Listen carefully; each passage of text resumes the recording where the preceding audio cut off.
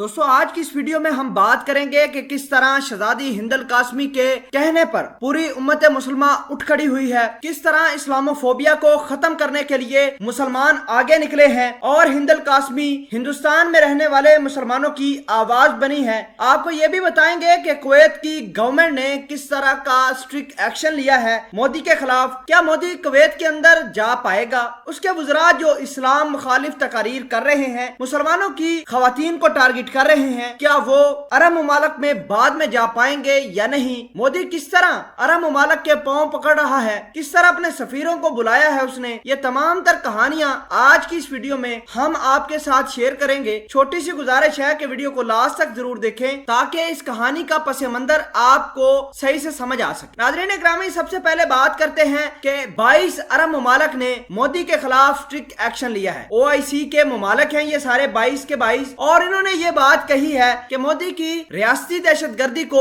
दुनिया के सामने अब बेनकाब करने का मौका है, तो लिहाजा इसका case international court of justice में चलाया जाए। नाज़रीन ग्रामी, बहुत सारे एविडेंस पूरी दुनिया के सामने मौजूद हैं कि मोदी, उसके बीजेपी लगातार ऐसी तकारीर कर रहे हैं जिससे इस्लाम को नुकसान पहुंचाया जाए, जिससे मुसलमानों को ठेस पहुंची जाए। नाज़रीन ग्रामी, बहुत सारे बीजेपी के रहनुमा अरब के अंदर बैठकर इस्लाम मुखालिफ पोस्टें लगा रहे थे। बहरहाल शहजादी हिंद अल कासमी ने उनको गिरफ्तार करने का ऐलान किया तो पूरे भारत के अंदर सन्नाटा छा गया। अरब ममालक का ये कहना था कि अब भारत के वजीर आजम नरेंद्र मोदी, अमित शाह और राजनाथ सिंह के अलावा बहुत सारे हिंदुओं को, जो कट्टर हिंदू हैं, उनको इंटरनेशनल कोर्ट ऑफ जस्टिस में ले जाएंगे, उनके खिलाफ जितने भी एविडेंस होंगे वो देंगे और इस तरह तमाम के तमाम RSS को बैन करवाया जाएगा। उनके अहम लोगों को अपने मुल्क में एंट्री ना दी जाएगी। मतलब ये कि अब मोदी जो मर्जी करे अरब ममालक के अंदर ये नहीं जा पाएगा। उसकी वजह ये कि कुवैत के अंदर बड़ी एक डेवलपमेंट सामने आई है। कुवैती गवर्नमेंट ने अपनी कैबिनेट के इजलास में यहाँ तक कह दिया है कि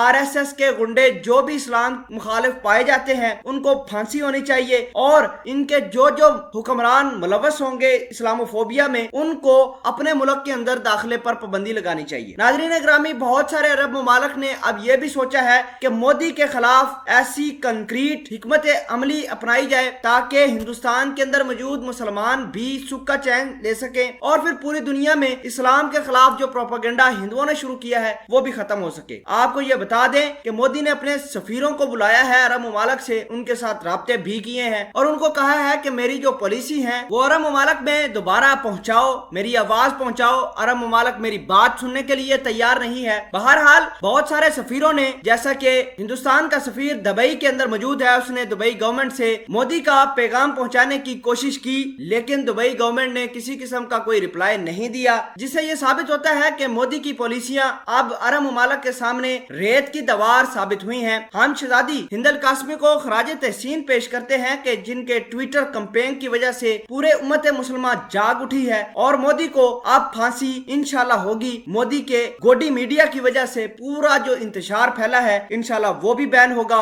RSS के गुंडों को अरब ममालक में इंशाल्लाह बैन करना होगा ताकि मुसलमान जो भारत के अंदर है वो सुख का चैन ले सके।